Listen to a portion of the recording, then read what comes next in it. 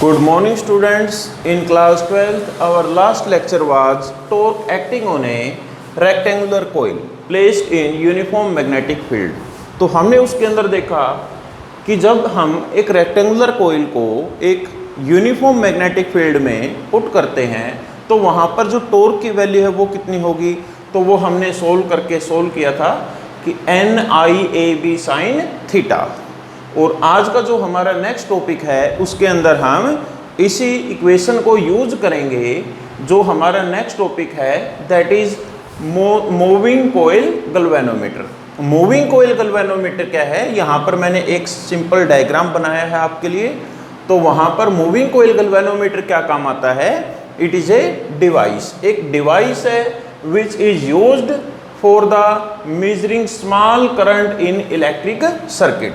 तो electric circuit के अंदर किसी स्मॉल करंट को मेजर करने के लिए जो हम डिवाइस यूज करते हैं that is moving coil galvanometer. ठीक है, तो यहाँ पर प्रिंसिपल क्या है, प्रिंसिपल है when A current carrying coil, ये मान लिया हमारे पास जो कॉइल ABCD है, जब हम इस करंट कैरिंग कॉइल को यूनिफॉर्म मैग्नेटिक फील्ड में पुट करते हैं तो वहाँ पर इसके अंदर एक टॉर्क प्रोड्यूस होगा, एक रोटेशनल इफेक्ट प्रोड्यूस होगा, that is the principle of moving coil galvanometer. तो हम कह सकते हैं when A current carrying circular coil is put in a uniform magnetic field it experience a torque। जो torque acting on the coil है that will be tau which is equal to NIAB sin alpha। तो यहाँ पर जो हमारे पास torque है वो किसके ऊपर डिपेंड करेगा, N क्या है, number of turns in the coil, कि उस कोयल में हमने कितने नंबर ऑफ टर्न्स लिए हैं दैट इज N। I क्या है, current flowing through the coil. A क्या है, area of that coil. B क्या है, मैग्नेटिक फील्ड। और साइन अल्फा क्या है, यहाँ पर जो साइन अल्फा है which is the perpendicular to the plane of coil, यानी इस कोयल के ऊपर जो परपेंडिकुलर होगा जो which makes the angle with magnetic field, यानी वो मैग्नेटिक फील्ड के साथ कितना एंगल बनाता है दैट इज अल्फा। ठीक है, तो इसके अंदर देखो फिर हम करेंगे कंस्ट्रक्शन में क्या करोगे, it consist of a rectangular coil ABCD। ये क्या है, एक ABCD एक रेक्टेंगुलर कोयल है जिसके अंदर हमने क्या यूज किया है, सॉफ्ट आयरन कोर, ताकि फ्लक्स लिंकेज को बढ़ाया जा सके। फ्लक्स के बारे में हम वैसे तो इलेक्ट्रिक फ्लक्स के बारे में पढ़ चुके हैं, लेकिन जो मैग्नेटिक फ्लक्स है उसको हम यूनिट 4th में पढ़ेंगे, अल्टरनेटिंग करंट्स के अंदर पढ़ेंगे। तो यहाँ पर हम जो मैग्नेटिक फील्ड लाइन है वो ज़्यादा से ज़्यादा इसके अंदर से लिंक हो सके तो वो क्या होता है, फ्लक्स लिंकेज। तो सॉफ्ट आयरन कोर है उसको हम पुट करते हैं ताकि फ्लक्स लिंकेज को बढ़ाया जा सके। और इस कोयल को हम कहाँ पर रखेंगे, एक यूनिफॉर्म मैग्नेटिक फील्ड। तो यहाँ पर एक मैग्नेटिक फील्ड जिसको हम रेडियल मैग्नेटिक फील्ड बोलेंगे। रेडियल का अर्थ है ताकि वो जो एरिया है कोयल का उसके साथ हमेशा परपेंडिकुलर रहे। ठीक है, और यहाँ पर जो मैंने ABCD है वो कोयल है, और यहाँ पर देखो मैंने दो बाइंडिंग स्क्रू लगाए हैं T1 और T2।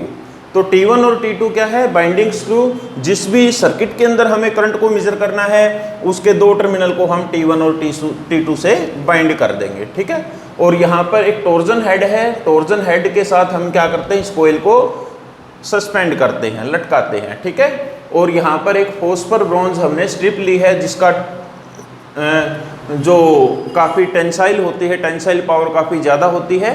यहाँ पर एक विंडो लगा देते हैं ताकि हम देख सकें कि जो हमारी कोयल है उसके अंदर कितना डिफ्लेक्शन प्रोड्यूस होता है। ठीक है, तो हम यहाँ से रीडिंग को नोट कर सकते हैं।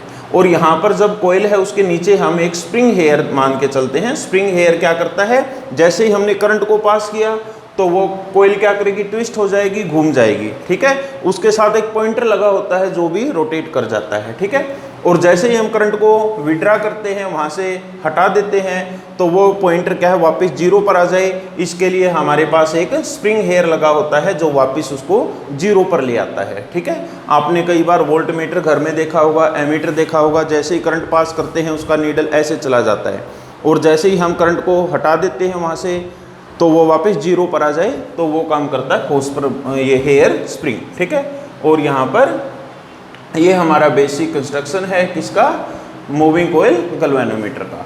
अब देखो यहाँ पर कंस्ट्रक्शन आप लिख सकते हो, it consist of a rectangular coil ABCD which is placed in magnetic field and there is a phosphor bronze strip along with the rectangular coil is suspended, ठीक है। और यहाँ पर there are 2 binding screw T1 and T2 and the current is to be measured is connected with the binding screw T1 and T2. Here we use a radial magnetic field which produces a strong magnetic field, ठीक है। और यहाँ पर जो coil है which consist of a soft iron core so that the flux linkage with the coil can be increased, ठीक है। तो इस तरह से आप अपनी वर्डिंग में इसकी कंस्ट्रक्शन को लिख सकते हैं। इसके बाद है थ्योरी एंड वर्किंग, कैसे इसकी थ्योरी लिखोगे और वर्क कैसे करता है ये। तो यहाँ पर देखो, as the current passed through the coil it experience a torque. तो हमने कल किया था, जो लास्ट टॉपिक था हमारा, जैसे ही हम क्या करते हैं, करंट को पास करते हैं किसी रेक्टेंगुलर कोयल के अंदर, मैग्नेटिक फील्ड में रखा है, तो उसके ऊपर एक टॉर्क लगता है, that is tau is equal to NIAB sine alpha. मैं दोबारा एक्सप्लेन कर देता हूँ। N क्या है, number of turns in the coil, I क्या है, current flowing in the coil, A क्या है, area of that coil, B क्या है, मैग्नेटिक फील्ड, और साइन अल्फा क्या है, angle which the perpendicular to the plane of coil makes with the magnetic field B, ठीक है। तो यहाँ पर magnetic field is radial, so alpha, alpha वहाँ पर क्या होगा, 90 का एंगल बनाएगा उसके प्लेन के साथ, तो that is 90 degree.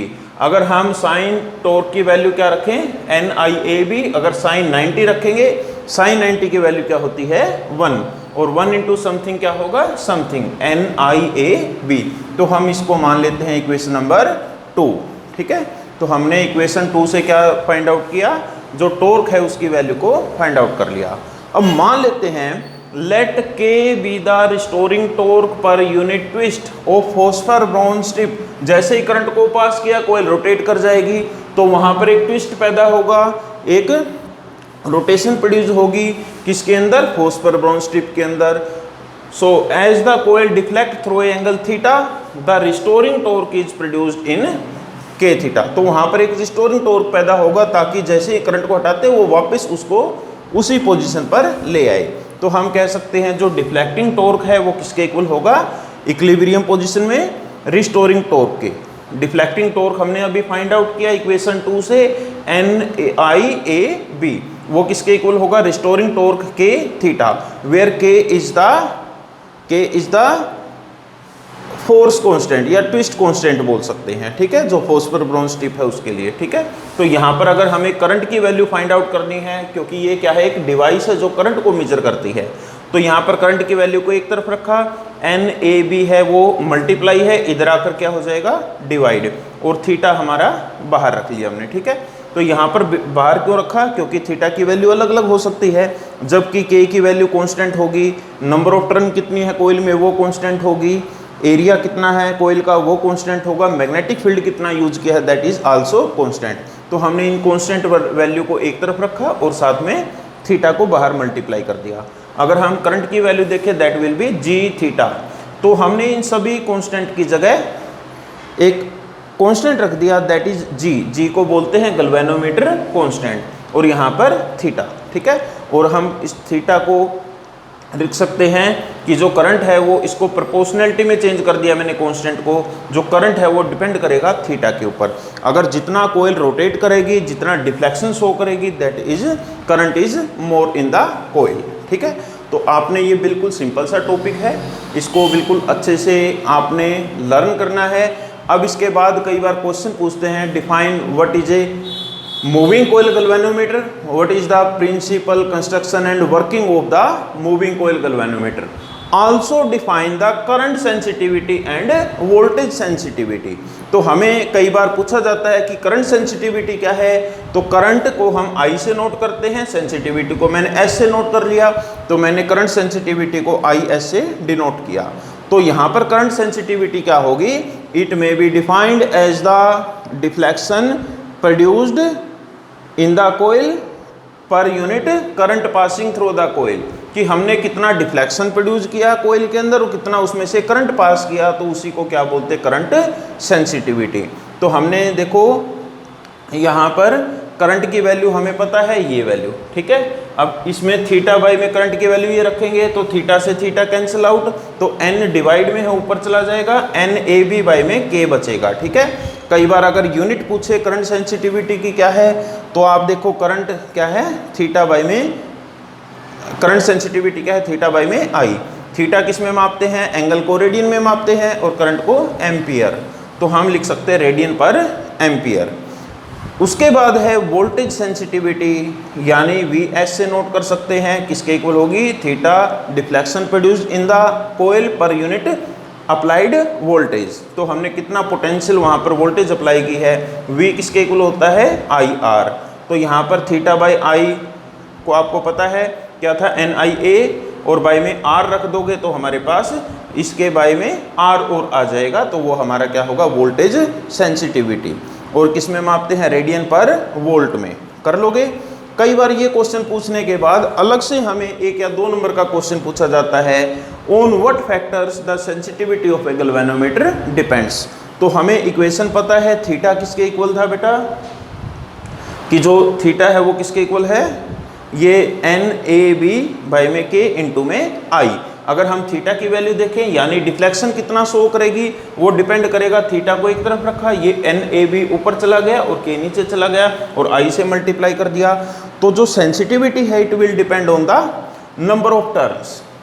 Number of turns अगर हम कोयल में ज़्यादा कर देंगे, उससे क्या होगा, जो इंटरनल रेजिस्टेंस है कोयल का वो बढ़ जाएगा, विच इज़ नॉट पॉसिबल। हम एक पर्टिकुलर नंबर ऑफ कोयल ले सकते हैं, उसके बाद अगर जितनी ज़्यादा नंबर ऑफ कोयल मानोगे उतना ही वहाँ पर इंटरनल रेजिस्टेंस बढ़ जाएगा, तो उससे हमारा एक्यूरेसी कम हो जाएगी, ठीक है। दूसरा डिपेंड करता है एरिया ऑफ द कोयल। अगर हम एरिया ज़्यादा मान लेंगे या बड़ा बना देंगे कोयल को, तो वो भी पॉसिबल नहीं है, तो क्योंकि उससे हमारा जो गैल्वेनोमीटर है इट विल बी बल्कि, वो काफ़ी हैवी हो जाएगा, काफ़ी भारी हो जाएगा, ठीक है। तो ये नंबर ऑफ टर्न भी नहीं बढ़ा सकते, एरिया भी नहीं बढ़ा सकते। क्या हम मैग्नेटिक फील्ड को बढ़ा सकते हैं, वेरी गुड, यस। वहाँ पर क्या करेंगे, हम रेडियल मैग्नेटिक फील्ड का यूज कर सकते हैं, तो ये पॉसिबल है, ठीक है। बाय के, बाय डिक्रीजिंग द के की वैल्यू को डिक्रीज करके, विच इज पॉसिबल हो सकता है using a phosphor bronze strip, whose K is कम लिस्ट कम होता है, ठीक है। तो ये हमारे पास कुछ सेंसिटिविटी के बारे में था, तो आपने इसको अच्छे से रिवाइज करना है, अच्छे से कॉपी में लिख के देखना है, और इसके ऊपर कुछ न्यूमेरिकल्स आपको मिले तो आपने उनको सोल्व करके देखना है, ठीक है। तो काफ़ी अच्छा टॉपिक है, एग्जामिनेशन पॉइंट ऑफ व्यू से काफ़ी स्कोरिंग टॉपिक है ये, तो आपने इसको अच्छे से करना है, ठीक है। Thank you.